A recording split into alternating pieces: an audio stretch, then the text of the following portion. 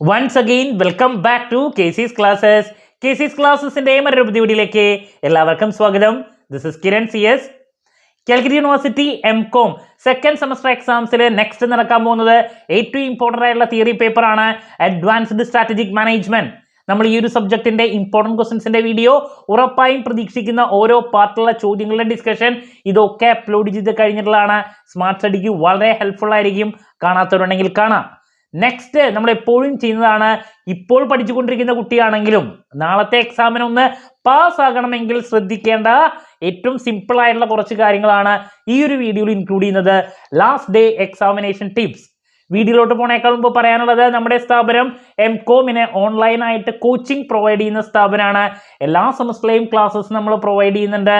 Subject wise classes access ചെയ്യാനും സാധിക്കും. Video ക്ലാസ്സിന്റെ റെക്കോർഡ് ഉള്ളത് കൊണ്ട് തന്നെ എപ്പോൾ വേണമെങ്കിലും പഠിച്ച് ഡൗട്ട് ഉള്ളത് ചോദിക്കുകയും ചെയ്യാം. ഇതുവരെയുള്ള നമ്മുടെ റിസൾട്ട്സ് ഒക്കെ സൂപ്പർ റിസൾട്ട്സ് ആണ് കേട്ടോ. സോ നമ്മുടെ ക്ലാസ്സിൽ ജോയിൻ ചെയ്ത് പഠിച്ച് നല്ല മാർക്ക് മേടിക്കാൻ താല്പര്യമുള്ള കുട്ടികൾക്ക് ഡിസ്ക്രിപ്ഷൻ ബോക്സിലുള്ള എൻ്റെ വാട്സപ്പ് നമ്പറിൽ കോൺടാക്ട് ചെയ്യാം, ക്ലാസ്സസ് ആക്സസ് ചെയ്യാം. ഓക്കെ, സോ നമുക്ക് എന്തെങ്കിലും വീഡിയോയിലോട്ട് പോകാം. അപ്പോൾ advanced strategic management theory paper ആയതുകൊണ്ട് തന്നെ നമുക്ക് ഒരുപാട് ഓപ്ഷൻസ് ഉണ്ട്. എന്ന് വെച്ചിട്ടുണ്ടെങ്കിൽ SC ആയിട്ടാണെങ്കിലും 2 വെയിറ്റേജ് 3 വെയിറ്റേജ് ചോദ്യങ്ങളാണെങ്കിലും ക്വസ്റ്റ്യൻസ് മാറ്റിയിടാൻ വേണ്ടിയിട്ട് അവർക്ക് ഓപ്ഷൻസ് കൂടുതലുണ്ടെന്നുള്ളതാണ്. സോ കുട്ടികളെ ഏറ്റവും കൂടുതൽ ചോദിക്കുന്ന ഒരു ചോദ്യം, ലാസ്റ്റ് മൊമെന്റിൽ പഠിക്കുമ്പോൾ നമ്മൾ മെയിൻ ആയിട്ട് ഫോക്കസ് ചെയ്യേണ്ട, നമ്മൾ എന്തായാലും പ്രതീക്ഷിക്കുന്ന ഇപ്പൊ SC ആണെങ്കിലും 2 വെയിറ്റേജ് ഒക്കെ ആണെങ്കിലും നമ്മൾ മിനിമം എക്സ്പെക്ട് ചെയ്യുന്ന കുറച്ച് ചാപ്റ്റേഴ്സ് ഇതിൽ ഏതൊക്കെയാണ്, 5 മൊഡ്യൂളിൽ എങ്ങനെ പ്രയോറിറ്റൈസ് ചെയ്ത് പഠിക്കണം എന്നുള്ളതാണ് ഏറ്റവും കൂടുതൽ ചോദിക്കുന്നത്.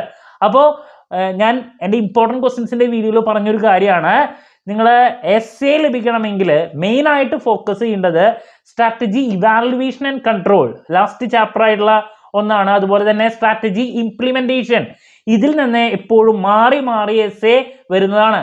കഴിഞ്ഞ പ്രാവശ്യം നമുക്ക് ഈ ഒരു സ്ട്രാറ്റജി ഇംപ്ലിമെന്റേഷൻ എന്നുള്ള essay ആണ് വന്നത്. ഇപ്രാവശ്യം അത് തന്നെ ഇടോ അറിയില്ല, നമുക്ക് സ്ട്രാറ്റജി ഇവാലുവേഷൻ ആൻഡ് കൺട്രോളിനെ റിലേറ്റ് ചെയ്തിട്ടുള്ള ഒരു essay നമുക്ക് എക്സ്പെക്ട് ചെയ്യാം. അപ്പോൾ നിങ്ങൾ എന്തായാലും ഈ 2 മൊഡ്യൂൾസ് ആദ്യം പഠിക്കുക. ഈ 2 മൊഡ്യൂൾസിൽ നിന്ന് നമുക്ക് എന്തായാലും essay ചോദ്യങ്ങൾ, 2 വെയിറ്റേജ് ചോദ്യങ്ങൾ, ചിലപ്പോൾ 3 വെയിറ്റേജ് ഇതൊക്കെ പ്രതീക്ഷിക്കാം. ഇതിന്റെ പ്രത്യേകത ചെറിയ ചാപ്റ്റേഴ്സ് ആണ്. അതുകൊണ്ട് തന്നെ കുറച്ച് സമയം പഠിച്ച് കൂടുതൽ മാർക്ക് സ്കോർ ചെയ്യാനുള്ള ഒരു അവസരം ഈ 2 മൊഡ്യൂൾസ് പഠിച്ചാൽ നിങ്ങൾക്ക് ഉണ്ടായിരിക്കും. അതുപോലെ തന്നെ നമ്മൾ എൻവയോൺമെന്റൽ അനാലിസിസ് എന്ന് പറഞ്ഞുള്ള എൻവയോൺമെന്റിനെ റിലേറ്റ് ചെയ്തിട്ടുള്ള ഒരു ചാപ്റ്റർ ഉണ്ട്. അതിൽ നിന്നും ഒരു essay 2 വെയിറ്റേജ് 3 വെയിറ്റേജ് ചോദ്യങ്ങൾ വരാറുള്ളതാണ്, ഒരുപാട് വരാറുണ്ട്. മിനിമം നമുക്ക് എന്തായാലും 3 and 5 വെയിറ്റേജ് ചോദ്യം ഈ ഒരു ചാപ്റ്ററിൽ നിന്നും പ്രതീക്ഷിക്കാം. അപ്പോൾ ലാസ്റ്റ് മൊമെന്റിൽ പഠിക്കുന്ന കുട്ടികൾ strategy evaluation control, then strategy implementation chapter, പിന്നെ ഞാൻ പറഞ്ഞു എൻവയോൺമെന്റ് അനാലിസിസ് ആ ഒരു ചാപ്റ്റർ, ഇത്ര കാര്യങ്ങൾ നമ്മൾ ആദ്യം കംപ്ലീറ്റ് ചെയ്യാം. അപ്പോൾ അതിൽ നിന്ന് തന്നെ ചിലപ്പോൾ നമുക്ക് ഒരു 2 essay വരെ ലഭിക്കാം. 4 വരുമല്ലോ, അപ്പോൾ രണ്ട് essay ഈ 3 ചാപ്റ്ററിൽ നിന്ന് തന്നെ നമുക്ക് ലഭിക്കാം. അതുപോലെ തന്നെ 3 വെയിറ്റേജ് ചോദ്യം 1 2 ഈ 3 നിന്നുണ്ടായിരിക്കും. ദെൻ 2 വെയിറ്റേജും ഉണ്ടായിരിക്കും. അപ്പോൾ ഇത്ര ഏരിയാസിലോട്ട് മിനിമം ഫോക്കസ് ചെയ്യാൻ നിങ്ങൾ ശ്രമിക്കുക. ദെൻ ഞാൻ എപ്പോഴും പറയുന്നതാണ്, നമുക്ക് പാസ് ആകാൻ 60 ഗ്രേഡ് പോയിന്റ് ആണ് ടോട്ടൽ 150 ഗ്രേഡ് പോയിന്റിൽ വേണ്ടേ.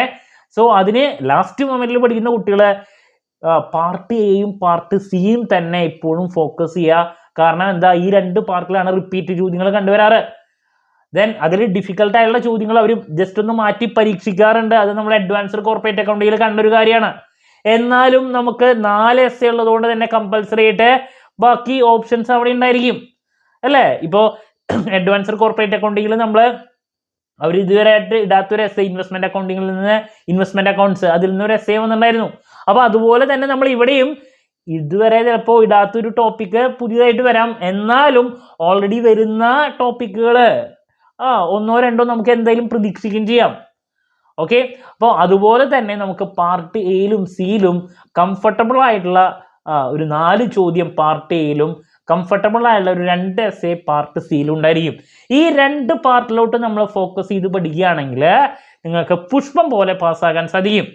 അതിൽ പാർട്ട് എയിൽ എപ്പോഴും വരുന്ന ഒരു ടൈപ്പ് ചോദ്യം എന്ന് പറയുന്നത് സ്ട്രാറ്റജിനെ റിലേറ്റ് ചെയ്തിട്ടുള്ള ബേസിക് ക്വസ്റ്റ്യൻസ് എപ്പോഴും വരുന്നതാണ്.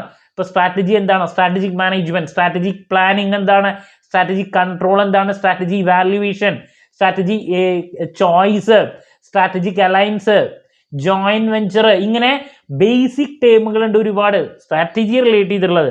ഇതിലേതെങ്കിലും ഒരെണ്ണം എപ്പോഴും വരുന്നതാണ്. അതുപോലെ തന്നെ ടേമുകൾ SBU, then SWOC, ETOP, then SWOT, സോട്ട് അനാലിസിസ് എന്താണ്, then KFS എന്താണ്, ഇങ്ങനെ ഒരുപാട് ടേമുകളുണ്ട്. ഇതിലേതെങ്കിലും ഒരെണ്ണം എല്ലാ പ്രാവശ്യം വരുന്നതാണ് SBU. ഓക്കെ, അപ്പൊ ഇതൊക്കെ റിപ്പീറ്റ് ആയിട്ട് വരുന്നതാണ്, നിർബന്ധമായും പഠിക്കുക.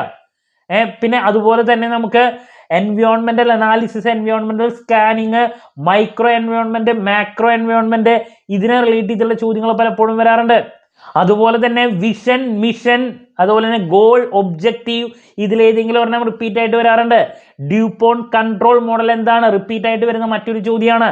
പോർട്ട്ഫോളിയോ അനാലിസിസ് എന്താണ്, പോർട്ട്ഫോളിയോ മോഡലിനെ പറ്റിയിട്ട് വരാറുണ്ട്. ദെൻ കോമ്പറ്റീറ്റീവ് അഡ്വാൻറ്റേജ് എന്താണ്, സിനർജി എന്താണ്, ബെഞ്ച് മാർക്കിംഗ് എന്താണ്. അപ്പോൾ ഇങ്ങനെ കുറച്ച് ഏരിയാസ് എപ്പോഴും ഈ 7 എണ്ണത്തിൽ മാറി മാറി വരുന്ന ഏരിയാസ് ആണ്. അപ്പോൾ ഇത്ര ചോദ്യങ്ങൾ നിർബന്ധമായി നിങ്ങൾ ഫോക്കസ് ചെയ്ത് പഠിച്ചിരിക്കണം.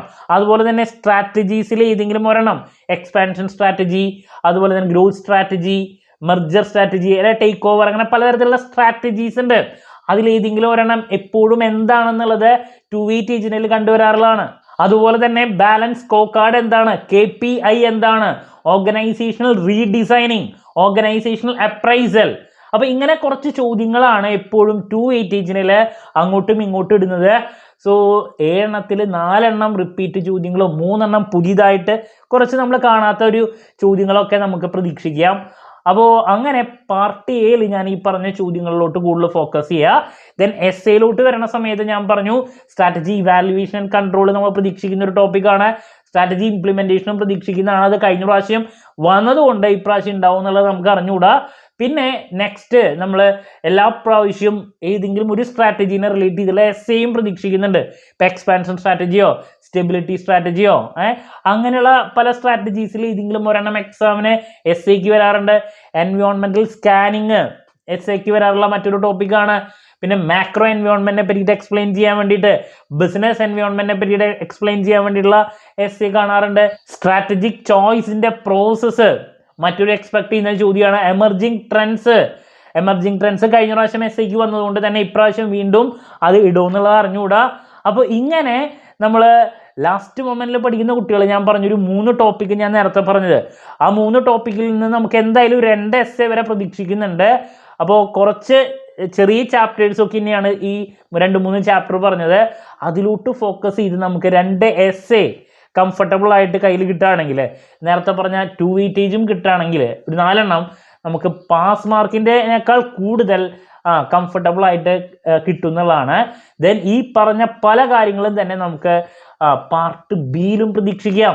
പാർട്ട് ബിയിൽ ഇപ്പോൾ പോർട്ടറുടെ 5 ഫോഴ്സസ്, മിൻസ്ബർഗിന്റെ, അത് രണ്ടും കഴിഞ്ഞ പ്രാവശ്യം ചോദിച്ചുകൊണ്ട് ഇപ്രാവശ്യം ഉണ്ടാവും എന്നുള്ളത് നമുക്ക് അറിഞ്ഞുകൂടാ. അതുപോലെ തന്നെ ആദ്യത്തെ ചാപ്റ്റർ ആയിട്ടുള്ള സ്ട്രാറ്റജിക് മാനേജ്മെന്റിനെ പറ്റിയുള്ള ബേസിക് ക്വസ്റ്റ്യൻ, അതിൻ്റെ ഇമ്പോർട്ടൻസ്, പിന്നെ സ്ട്രാറ്റജിക് ഇംപ്ലിമെന്റേഷനെ റിലേറ്റ് ചെയ്തിട്ടുള്ള ചോദ്യം നമ്മൾ എസ്സേക്ക് നോക്കുന്നത് തന്നെ ഷോർട്ട് ആക്കിയിട്ട് ചിലപ്പോൾ അതിൻ്റെ സ്റ്റെപ്പുകളൊക്കെ നമുക്ക് പാർട്ട് ബിയിലും പ്രതീക്ഷിക്കാം. അതുപോലെ തന്നെ കോമ്പറ്റീറ്റീവ് അഡ്വാൻറ്റേജ്, കോർ കോമ്പിറ്റൻസ്, പിന്നെ നേരത്തെ ഞാൻ പറഞ്ഞു ഡ്യൂപോൺ കൺട്രോൾ മോഡല്, നമ്മളിതൊക്കെ എസ്സേക്കും 2 വെയിറ്റേജിനും പലതും പറഞ്ഞിട്ടുണ്ടായിരുന്നില്ല. ഇതൊക്കെ നമുക്ക് പാർട്ട് ബിയിൽ കുറച്ചും കൂടി എക്സ്പ്ലെയിൻ ചെയ്യാൻ വേണ്ടിയിട്ട് ചോദിക്കാറുണ്ട്.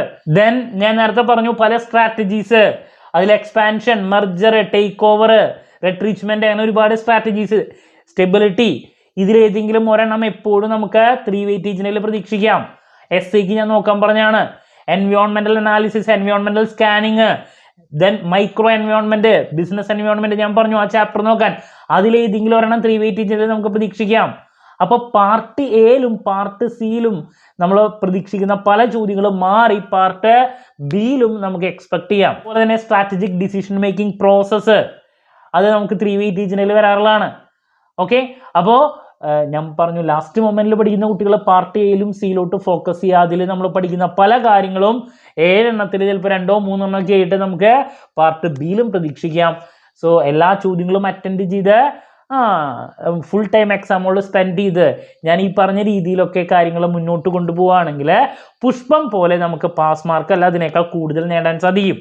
ഞാൻ ഓൾറെഡി ചെയ്തിട്ടുള്ള ഇമ്പോർട്ടൻറ്റ് ക്വസ്റ്റ്യൻസിൻ്റെ വീഡിയോയും ഉറപ്പായും പ്രതീക്ഷിക്കുന്ന ചോദ്യങ്ങളുടെ വീഡിയോയിൽ പറഞ്ഞിട്ടുള്ള കാര്യങ്ങളൊക്കെ ഫോളോ ചെയ്യുകയാണെങ്കിൽ ഹൈ മാർക്സിലോട്ട് ഈസി ആയിട്ട് എത്തിച്ചേരാനും സാധിക്കും.